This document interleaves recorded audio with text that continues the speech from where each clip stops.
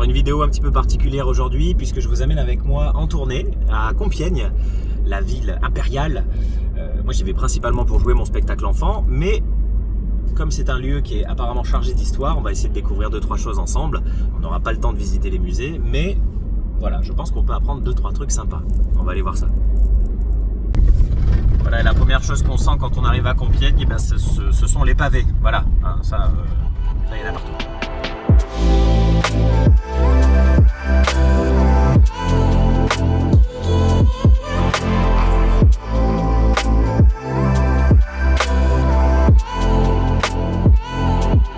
Une arrivée à Compiègne à 9h43 pour début de représentation à 11h. Donc voilà, il va falloir trouver une petite place de parking et aller monter le décor rapidement parce que les gens vont pas tarder à arriver. On n'a plus qu'à rejoindre le théâtre à moustache donc de Compiègne. On arrive sur une jolie petite place, je vais vous montrer ça. Voilà l'endroit, on est assez central. Alors c'est dimanche matin, c'est très tranquille. Il n'y a pas une voiture. Et voilà l'emplacement du théâtre à moustache.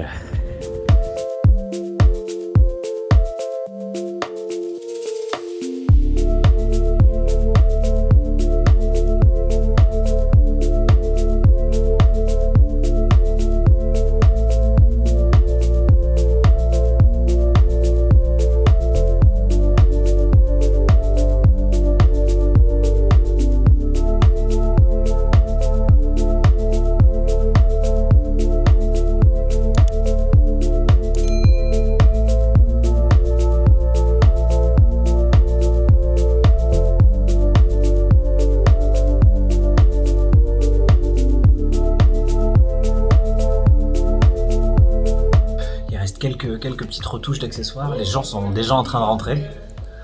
Voilà. J'espère qu'ils seront nombreux. Et que ça va leur plaire. Hein. C'est toujours le petit stress avant. Hein. Mais regardez, on a tout ce qu'il faut pour déstresser. Voilà, un petit chocobon, un petit fruit avant d'y aller, ça va être impeccable. C'est les machinistes, ça. Ils peuvent pas travailler proprement. Ah ouais.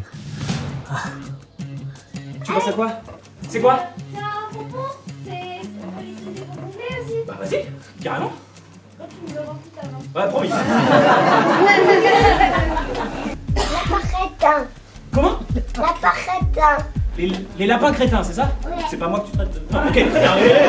Ok, les lapins crétins, ça marche. C'est pareil, si jamais j'ai pas trop de notions, je crois. Et ben voilà, bravo! Donc on a de la chance, on a un beau ciel bleu aujourd'hui, un beau soleil, une belle journée, on va pouvoir faire de belles images. Et le premier monument sur lequel je suis tombé en arrivant ici à Compiègne, c'est cette église qui est derrière moi, qui s'appelle l'église Saint-Jacques de Compiègne, qui est sur le chemin de Saint-Jacques-de-Compostelle. Et cette église, elle est importante dans l'histoire de Jeanne d'Arc notamment, pour ceux qui ne se souviennent pas trop de qui était ce personnage. Je vous mets une petite fiche en haut, vous allez regarder ça. C'est l'église dans laquelle Jeanne d'Arc a prié pour la dernière fois avant d'être capturée par les Bourguignons qui faisaient le siège de la ville ici à Compiègne. Et voilà, elle a été priée ici une dernière fois, a essayé de percer le siège des Bourguignons et s'est faite capturer pour ensuite être vendue aux Anglais. Voilà. Donc une église assez importante dans l'histoire de France et dans l'histoire de Jeanne d'Arc. La place derrière moi, qui est donc le parvis de l'église, est recouverte de pavés, les fameux pavés. Et on vient de me raconter une anecdote assez intéressante, enfin je ne sais pas si elle est vraie mais en tout cas elle est rigolote. Cette place qui aujourd'hui est un parking, pourquoi est-ce qu'on a conservé les pavés, les fameux pavés qui sont ici derrière moi? Eh bien parce qu'ils ont été foulés par Jeanne d'Arc. Et non, on ne détruit pas des pavés qui ont été foulés par Jeanne d'Arc. Non, ça ne se fait pas.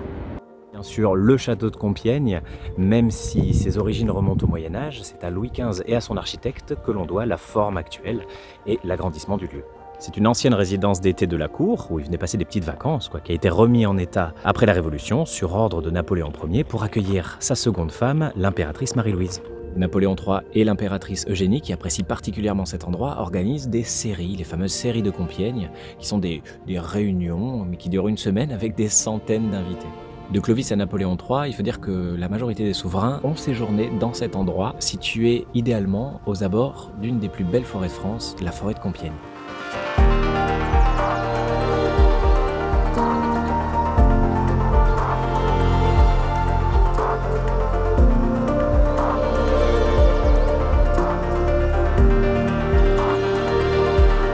Cet endroit endroit, je suis donc allé le voir, on l'appelle la clairière de l'Armistice. Donc au lieu de vous dire des bêtises sur place parce que j'avais pas vraiment d'informations, je me suis dit c'est pas grave, en rentrant chez moi, lors du montage, je ferai quelques recherches pour vous en dire plus. Voilà, on y retourne.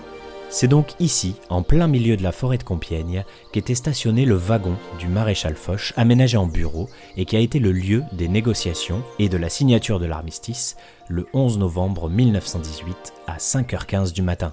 Il est dit que le maréchal Foch recherchait une solitude du lieu qui devait assurer le calme, le silence, l'isolement, le respect de l'adversaire vaincu durant le temps des négociations. Et voilà pour cet épisode un petit peu différent de ce que je propose d'habitude. C'était pas mal de découvrir un petit peu la ville comme ça. Je vais à Nantes bientôt, dans 2 semaines, je crois, je serai en tournée là-bas, avec mon spectacle La fabuleuse histoire de Monsieur Batichon et mon spectacle Enfant l'évasion du Nautilus.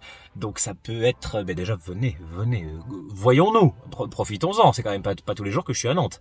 Et ensuite, je pense qu'il y a de quoi faire aussi là-bas, le château des Ducs de Bretagne, il y a plein de choses à mon avis. Il y a plein de choses historiques à faire, à découvrir, ça peut être très sympa, donc peut-être que je referai ça. Allez, à bientôt.